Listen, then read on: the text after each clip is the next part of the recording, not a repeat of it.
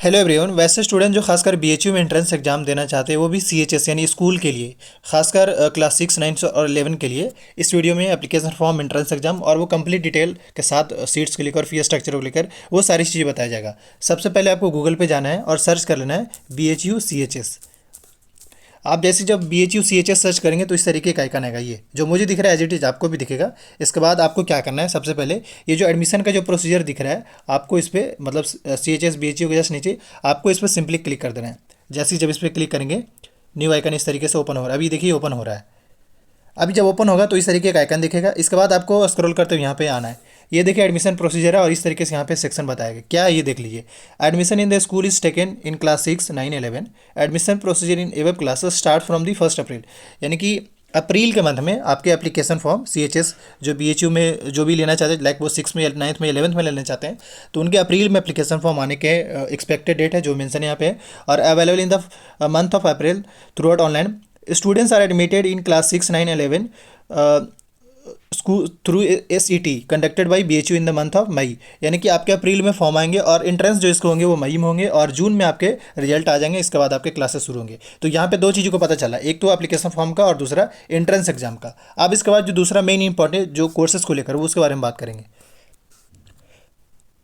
ये रहा बीएचयू का लास्ट ईयर का नोटिफिकेशन जो था, मैं उसके बेस पे आपको बताना चाहूँगा। यहाँ पे देखिए तो एंट्रेंस जो होता है वो 6 के लिए होता है, 9 के लिए, 11th में 3 पेपर होता है, आर्ट्स एंड कॉमर्स के लिए एक, दूसरा बायो के लिए एंड तीसरा मैथ्स के लिए। सेपरेट पेपर होते हैं इनके।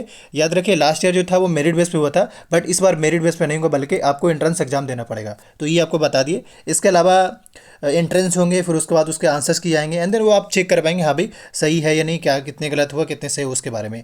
इसके अलावा यहाँ पे ये भी ऐड कर दे कि देख सकते हैं date of counselling admission for external candidate, ये मेंशन कर रखे हैं। ये कि रिजल्ट आ जाएंगे उसके बाद, क्योंकि होता है कि जैसे ही रिजल्ट आता है उसके बाद इनके काउंसलिंग होता है, ये वहाँ पे प्रोसीजर है। अब हम थोड़ा सा बात कर लें स्कूल के लेकर। इन सब में एलिजिबिलिटी सबसे पहले इंपॉर्टेंट है। एलिजिबिलिटी की बात करें तो आपका जो है 10 ईयर से 12 ईयर के बीच में एज एलिजिबिलिटी में, 10 से 12 ईयर के बीच में, और एटलीस्ट आपके 5th के मार्कशीट होना चाहिए।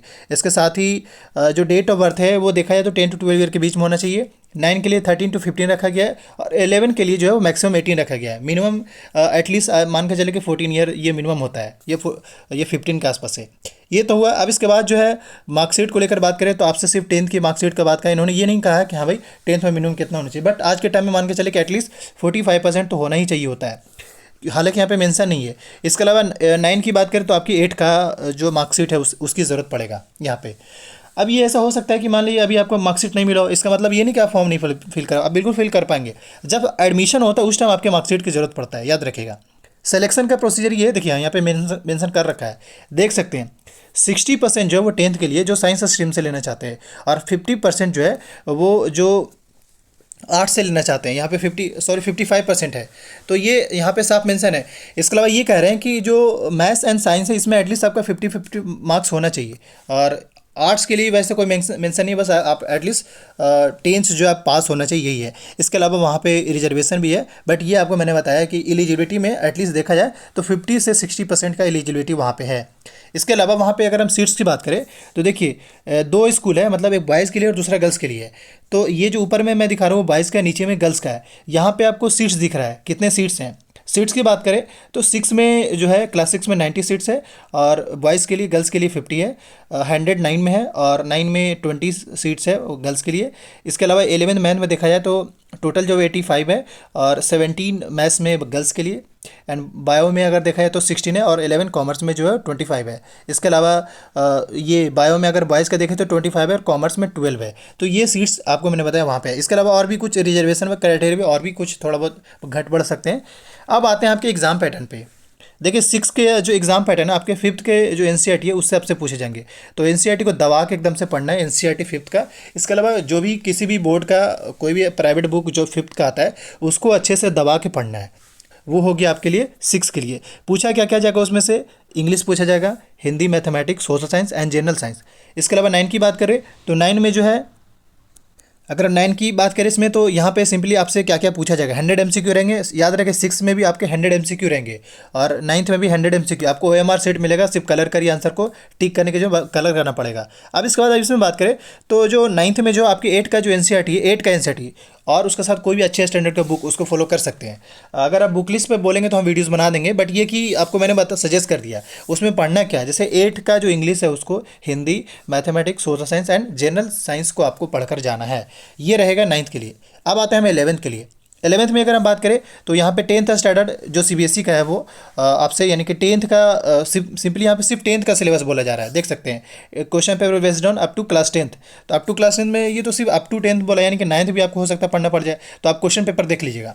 100 MCQ रहेंगे। मैथ्स वाले में जो सेक्शन में जो है आपसे English, Hindi, physics, chemistry, maths and general studies यानी कि सोशल साइंस। अब उसके बाद फॉर बायो के देखा जाए तो इंग्लिश में भी सेम है, लेकिन मैथ इसमें नहीं है। मतलब बायो में जो लेना चाहते हैं 11th बायो में, उसमें मैथ पढ़ने की जरूरत नहीं है, बल्कि आपको बायो पढ़ना है और जनरल स्टडीज पढ़ना है। इसके अलावा कॉमर्स की बात करें तो कॉमर्स में देख सकते हैं आपके English, Hindi, history, geography, economic, political science, general maths and general studies आपसे पूछे जाएंगे। तो ये रहा आपका सिलेबस। देखिए सिलेबस के लिए मैं बड़ा सिंपल, जो स्टूडेंट जो है 11th के लिए देना चाहते हैं उनके लिए जरूरी कि वो 10th का जो NCERT दबा के पढ़े। इसके अलावा 9th का भी हो सकता है, उसको पढ़ना पड़ सकता है। क्वेश्चन पेपर देख लीजिएगा। देख हम कोशिश करेंगे आपको क्वेश्चन प्रोवाइड कराने के लिए। ये रहा एलिजिबिलिटी। 15% जो सीट्स है वो SC, 7.5 ST स्टूडेंट्स के लिए और 27% OBC के लिए। इसके अलावा 10% जो है वो EWS के लिए।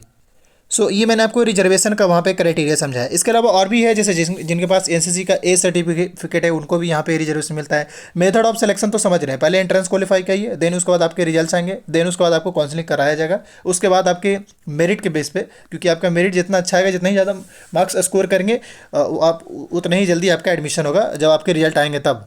अब इसके बाद यहाँ पे अगर हम बात करें, यहाँ पे जैसे जो मैं आपको बताना चाह रहा था, देखिए आपको OMR सीट मिलेगा। OMR सीट में इस तरीके से देखिए आपको ये कलर कर रहा हूँ, तो इस टाइप से आपको कलर करना पड़ेगा।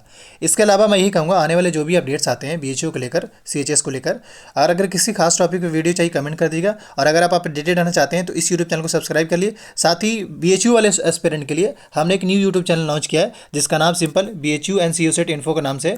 उसका लिंक वीडियो के डिस्क्रिप्शन बॉक्स में मिल जाएगा। आप उसके थ्रू उस यूट्यूब चैनल को सब्सक्राइब कर लिए, क्योंकि मैंने वहाँ पर बहुत सारे वीडियोज़ स्कूल से रिलेटेड और यूनिवर्सिटी से रिलेटेड हमने ऑलरेडी बना रखा है, तो वो डेफिनेटली आपको फायदा करेगा। आई वुड रिकमेंड कि उस यूट्यूब चैनल को जरूर सब्सक्राइब करिए।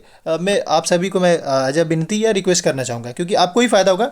हालांकि दोनों पे वीडियो आते रहेंगे, लेकिन उस पर ज़्यादा रहेगा, इस पर रस ज़्यादा हो जाता है। इस वजह से आपके एप्लीकेशन फॉर्म फिल करने के चार्जेस बता देते हैं। SC/ST को 300 और जनरल OBC के लिए 600 रुपीज़ पे करना पड़ता है।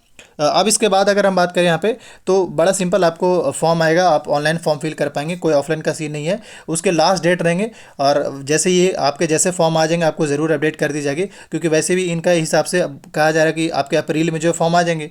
और CBSE का एग्ज़ाम भी देख सकते हैं, तो हो सकता है कि क्योंकि CBSE का 26 अप्रैल को एग्ज़ाम ही हो रहा है, तो आपका इसलिए अप्रैल में आने का पूरा चांस है। उसके अलावा ये जो बेसिक चीज़ें वो आप थोड़ा सा आप खुद भी देख सकते हैं, बहुत आसान है, ज़्यादा टफ वाली चीज़ें नहीं है।